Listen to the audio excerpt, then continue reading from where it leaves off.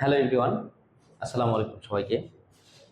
তোমাদের নবম দশম শ্রেণীর কেমিস্ট্রি ষষ্ঠ অধ্যায়ে আমার কথা ছিল প্রত্যেকটা টাইপের ম্যাথগুলো সুন্দরভাবে তোমাদেরকে বুঝাই দেব। তো দেখো, আমি কিন্তু তোমাদের গত দুইটা ক্লাসে দুইটা টাইপের ম্যাথ করেছিলাম। আজকে তোমাদের তৃতীয় নাম্বার টাইপ ম্যাথটা করাবো। এটা হচ্ছে কেমিস্ট্রি নবম দশম শ্রেণীর ষষ্ঠ অধ্যায়ে যে টাইপ ভিত্তিক ম্যাথগুলো আছে, আমি তোমাদের 10টা টাইপের ম্যাথ করাতে চাইছি। তো আজকের টাইপ নাম্বারটা হচ্ছে 3 নাম্বার টাইপ। তো এই 3 নাম্বার টাইপ ম্যাথটা তুমি কিভাবে খুব ইজিলি করতে পারবা সেটা আমি আজকে তোমাদের বোঝাই দিব। তো প্রথমে কিন্তু আমি তোমাদেরকে সূত্রগুলো আলোচনা করছিলাম। আজকে সেই সূত্রের ভিত্তিতেই এই ম্যাথটা তুমি করতে পারবা। দেখো, আমাদের এখানে বোর্ডে কিন্তু আমি ম্যাথগুলো উঠায় রাখছি। দেখো, এটা হচ্ছে ঢাকা বোর্ডের একটা ম্যাথ। তো ঢাকা বোর্ডে একটা ম্যাথ আসছিল 23 সালে। একটা পাত্র দেওয়া আছে, এই যে দেখো পাত্রটা। এই পাত্রের ভিতরে কার্বনিক অ্যাসিড দেওয়া আছে। হ্যাঁ, তো এই কার্বনিক অ্যাসিড কত গ্রাম দেওয়া আছে? 3.875 গ্রাম দেওয়া আছে। এবং এটার আয়তন হচ্ছে মানে কত কত মিলিলিটার আছে? 125 মিলিলিটার আছে। তো আমাদেরকে বলছে যে যৌগটির একটি অণুর ভর কত। দেখো, এটা তুমি সূত্রের সাহায্যেও করতে পারো, আবার কিন্তু তুমি এটাকে ঐকিক নিয়মের সাহায্যেও করতে পারো। তো আমরা সূত্রের সাহায্যে করব। সূত্রের সাহায্যে করাটা আমাদের একটু ইজি হবে, সেই জন্য আমরা সূত্রের সাহায্যে করব। দেখো, প্রশ্নে বলছে কয়টি অণু বলো তো? একটি অণুর ভর। তাহলে আমরা আগে দেখব কি কি দেওয়া আছে এখানে। তাহলে দেখো প্রথমে কি কি দেওয়া আছে। এই যে এত গ্রাম দেওয়া আছে, মানে এটা প্রদত্ত ভর 3.875 গ্রাম। এবং আণবিক ভর আমরা কিন্তু বের করতে পারি, যেহেতু কার্বনিক অ্যাসিড H2CO3। তো এটাকে আমরা যদি ক্যালকুলেট করি আণবিক ভর কত আসবে, তাহলে 2 প্লাস 12 প্লাস 16 ইন্টু 3, তাহলে আসে 62। তাহলে আণবিক ভর 62 গ্রাম। ওকে, এইবার কয়টি অণুর কথা বলছে দেখো তো? একটি অণু, তাহলে এন এর মান হচ্ছে 1। আমাদের বলছে যৌগটির একটি অণুর ভর কত, তাই বলছে, তাই না? যৌগটির একটি অণুর ভর কত? তাহলে একটি অণুর ভর যদি আমরা বের করতে চাই, এখানে তো আর একটি অণু নাই, এখানে তো আর একটি অণু নাই। আমার কিন্তু এটা একটি অণুর ভর না, এটা হচ্ছে প্রদত্ত ভর, কিন্তু আমাদের বের করতে বলছে কি একটি অণুর ভর। তাহলে এই ভর আমার কিন্তু কাউন্ট করতে হবে না, এই ভরের আমার দরকার নাই, এইটাই আমরা বের করব একটি অণুর ভর, যেহেতু বের করতে বলছে। তাহলে আমাদের বের করতে হবে ডাব্লিউ ইকুয়াল ওয়াট। এখন দেখো, আমরা একটি সূত্র জানি, যে আমরা জানি N equal W divided M equal N divided 6.023 into 10⁻23। আচ্ছা, এইটা তো আমার লাগতেছে না, এই দুইটা মিলে আমরা কিন্তু ম্যাথ করব।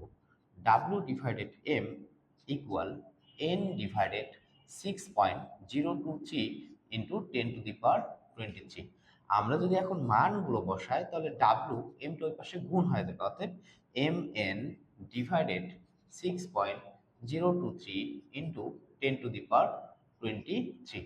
আচ্ছা দেখো তো, এখানে দেখো তো কার মান কত? এম এর মান কত দেখো তো? 62। এন এর মান কত দেখো তো?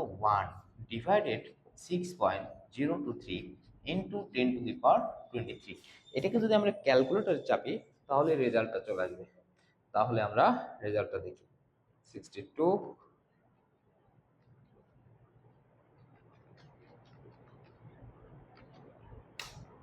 তাহলে মান আসে আমাদের 1.029 ইন্টু 10⁻22 এত গ্রাম। তাহলে কিন্তু রেজাল্ট আমাদের এইটা, ঠিক আছে? রেজাল্ট হচ্ছে এত গ্রাম। বুঝতে পারছো কি? এই হচ্ছে রেজাল্ট। তাহলে আমরা কিন্তু দেখো খুব সুন্দরভাবে এবং সহজভাবে এই সূত্রের সাহায্যে ম্যাথটা কিন্তু সলভ করতে পারলাম।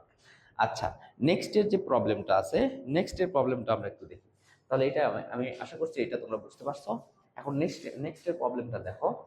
অ্যামোনিয়া এর 10 গ্রাম অণুর, যে অ্যামোনিয়াম এর 10 গ্রামে অণুর সংখ্যা কত? তাহলে আমাদের এখানে কিন্তু আগের বার কিন্তু আমাদের বলছিল কি একটি অণুর ভর বের করতে, কিন্তু এবার কি বলছে বলতো অণুর সংখ্যা।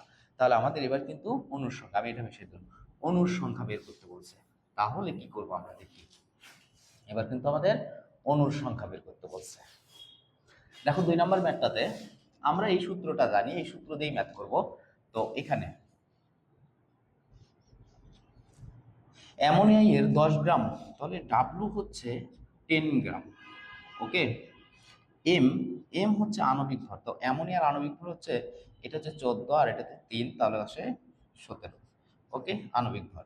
তো 10 গ্রাম। অণুর সংখ্যা, অণুর সংখ্যা বলতে এন ইকুয়াল হোয়াট, আমরা জানি যে এই সূত্রটা, বা আমরা যদি W divided M equal N divided 6.023 into 10⁻23 লিখি, তাহলে আমরা তো কি বের করবো বলো তো, আমরা বের করবো এন, এন এর মান। তাহলে দেখো তো এন বের করবো, তাহলে আমি এন রাখলাম, এটাকে গুণ দিলাম, W into 6.023 into 10⁻23 divided M. Okay, এখন ডাব্লুর মান কত বলো তো, 10 ইন্টু 6.023 ইন্টু 10⁻23 ডিভাইডেড বলো তো এম এর মান কত আছে, এম এর মান হচ্ছে 17, তাহলে এখানে 17 বসাবো। এইটাকে আমরা এখন ক্যালকুলেশন করলেই ক্যালকুলেটরে, তাহলে কিন্তু রেজাল্ট আসবে। আচ্ছা, আমরা ক্যালকুলেটরে রেজাল্ট বের করি, 6.023 ডিভাইডেড 17, তাহলে রেজাল্ট আছে আমাদের 3.54 ইন্টু 10⁻23, তাহলে রেজাল্ট আসে 3.54 ইন্টু 10⁻23। তো এতটি অণু পাওয়া যাবে, বুঝছো? বুঝছো? দেখো, তার মানে অ্যামোনিয়ার 10 গ্রামে এতটি অণু পাওয়া যাবে। ওকে, আশা করছি ম্যাথগুলো তোমাদের উপকারে আসবে এবং এগুলা তোমরা বুঝতে পারছো। যদি তোমরা না বুঝো বা কোনো সমস্যা থাকে আমাদেরকে কমেন্টে জানিয়ে দেবে, আমরা আরো ভালোভাবে ভিডিও করে তোমাদেরকে দিয়ে সহযোগিতা করব। আজকের মতো এই পর্যন্ত, আবার দেখা হবে, ধন্যবাদ।